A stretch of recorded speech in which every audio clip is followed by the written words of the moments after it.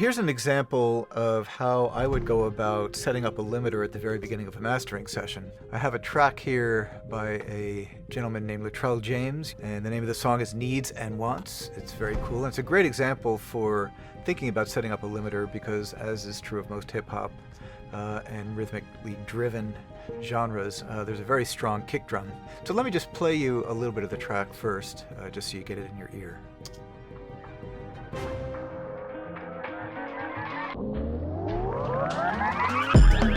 I need to learn to live life. I need to learn to let go.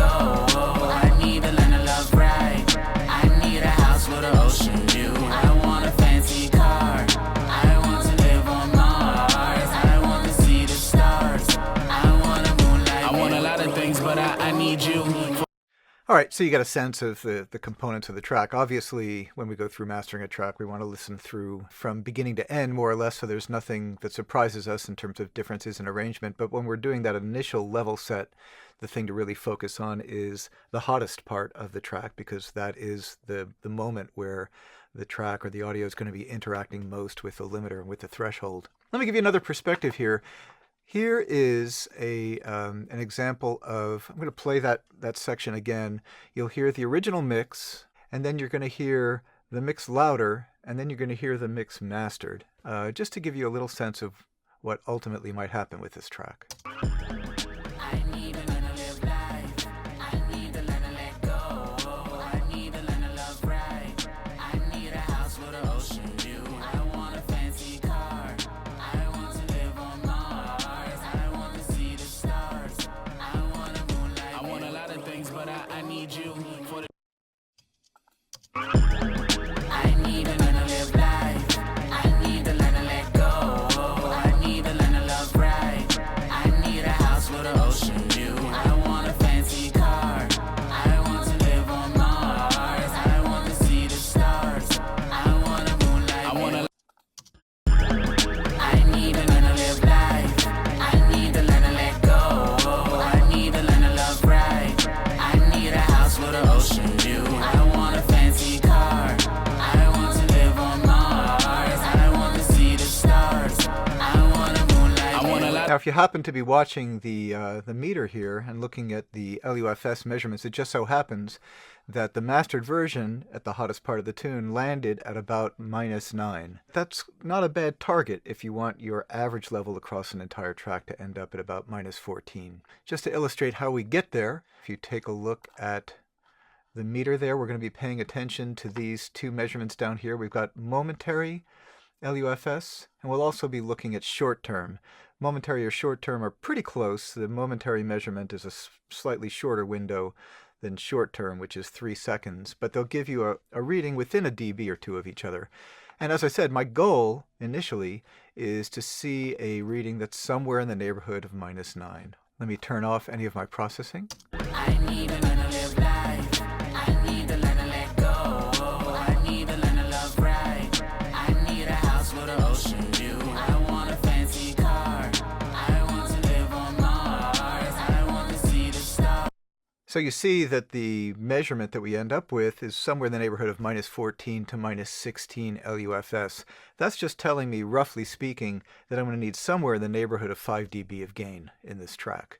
All right, so I'm going to turn on a couple of limiting stages. I've got one here and one here. You can see I've got the vintage limiter getting me some initial gain, about 4 dB there, and then the sum total here is about another 2 dB there, so it's about 6 dB of gain between the two.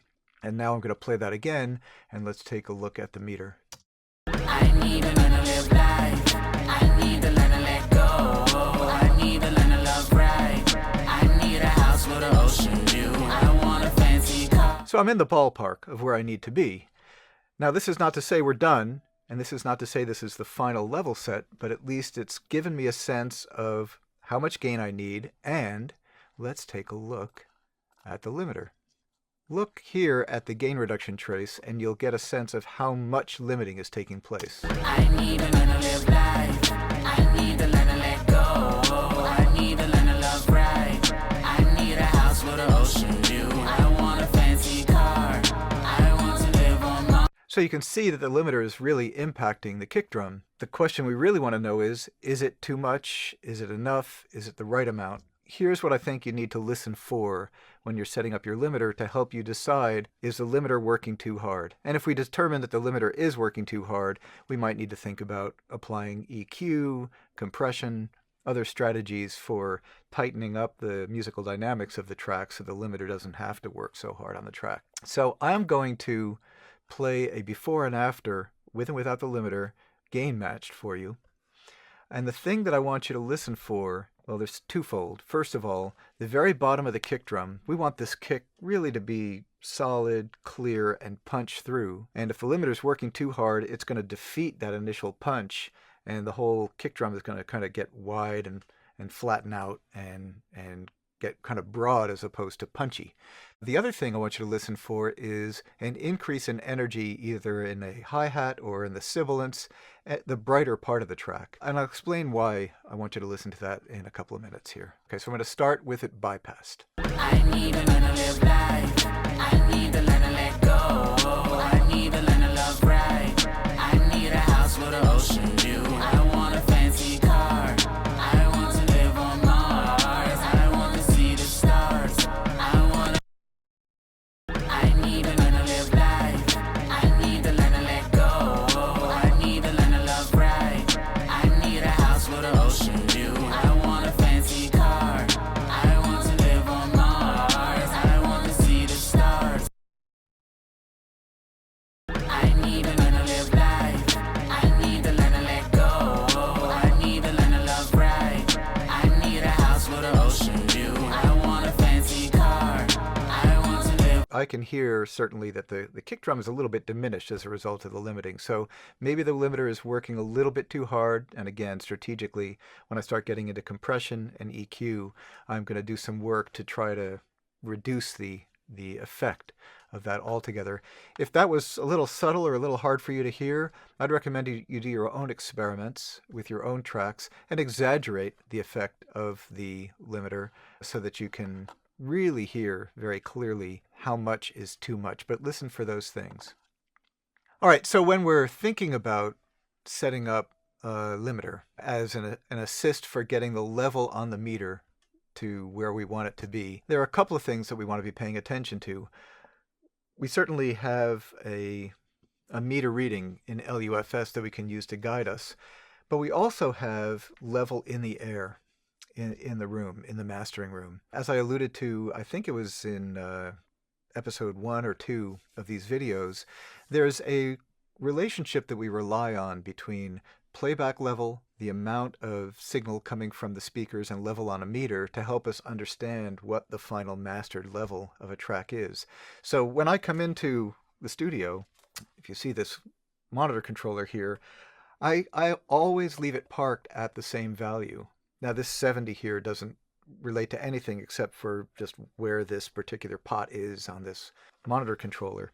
But if I leave that at 70, I know that a well-mastered track will have a certain amount of impact and sound pressure level in the air, somewhere in the neighborhood of 85 to 88 dB SPL. I just know this because I've got a lot of repetitions in the room listening to mastered tracks, and you can make the same relationship yourself by taking a whole bunch of your favorite master tracks, playing them, and measuring with a phone app or a dedicated sound pressure level meter, and ballparking a playback level that's about 85 dB SPL. Then every time you come to do the work in the room, if you hit play and you've got less than that, and once you've learned what 85 dB SPL sounds like, you'll get a pretty good idea of whether you've got a little bit less or a lot less than that.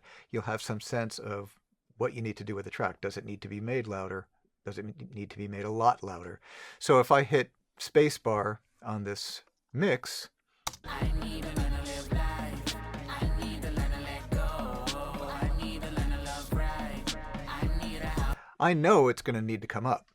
And I can probably guess that it's somewhere in the neighborhood of 5 to 6 dB. And so that just tells me initially, okay, this is something that I'm going to need to strive for in order to get this track to the place where it needs to be. So let's see if we can get a little bit of validation of this idea.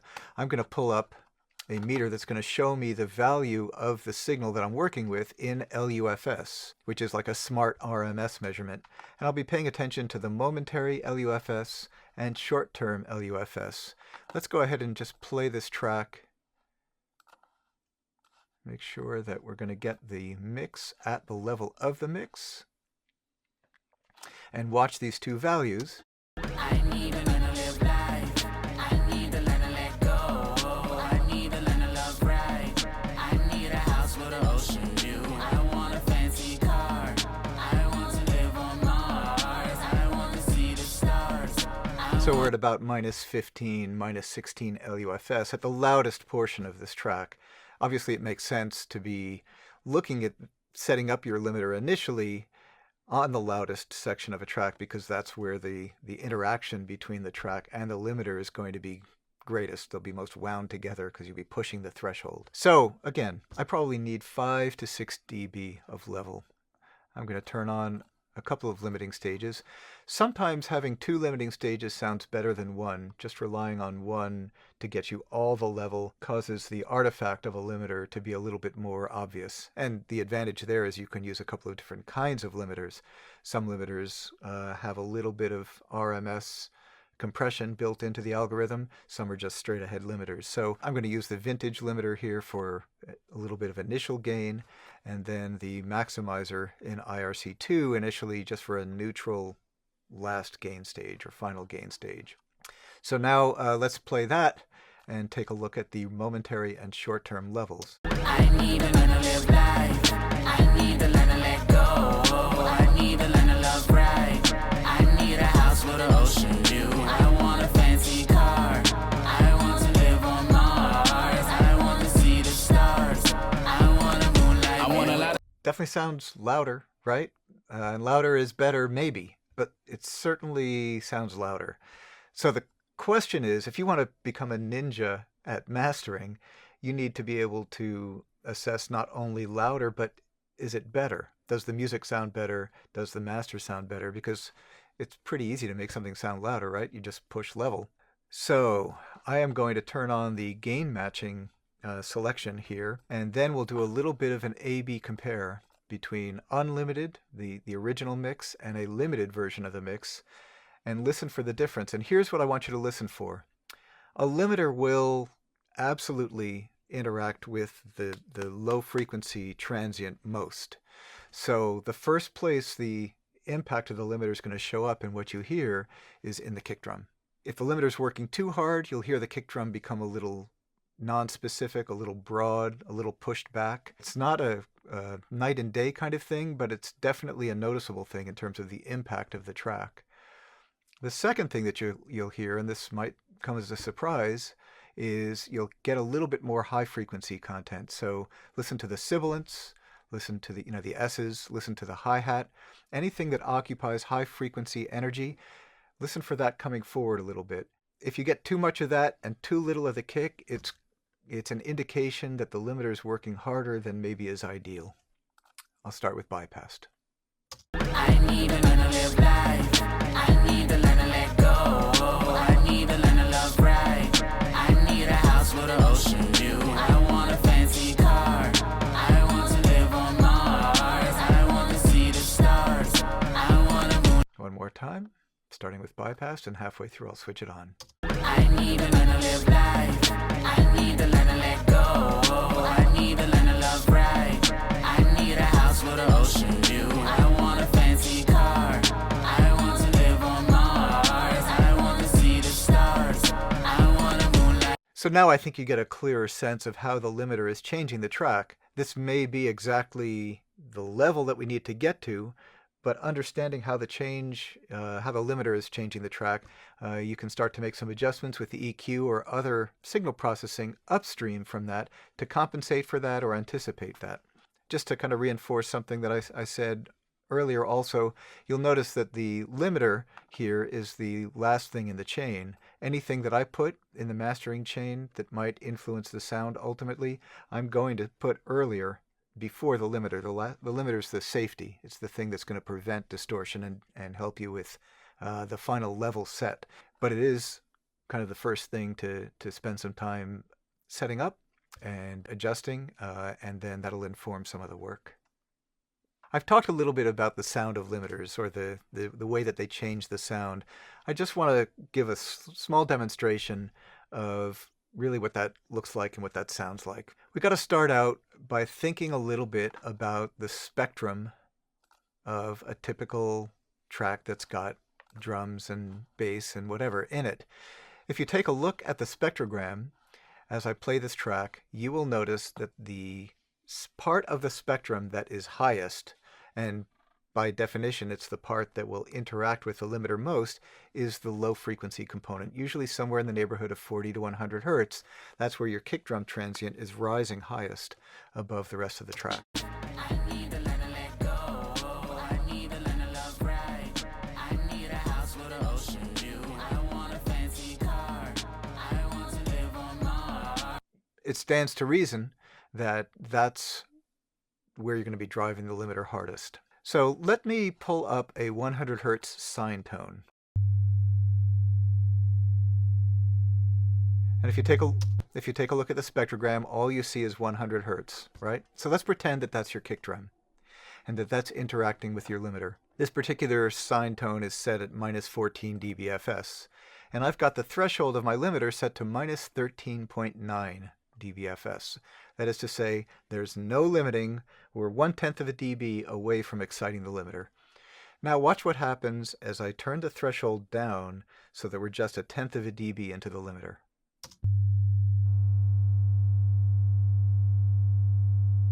Lots and lots of harmonic information that's suddenly appearing that wasn't there before. This is a byproduct of using a limiter with a very fast release, or any compression circuit with a very fast release. And this is what attributes for that increase in high frequency energy that I was talking to you about earlier. So if I make the limiter release time slower, you'll see this distortion start to dissipate.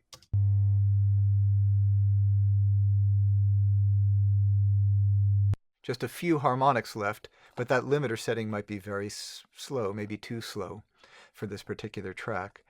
At any rate, this is just a way of helping you understand where this phenomenon comes from, and maybe a little bit about how to manage it. If you find yourself needing to use a limiter with a very fast release because it maintains the sense of energy and rhythm and bounce in a track, go for it.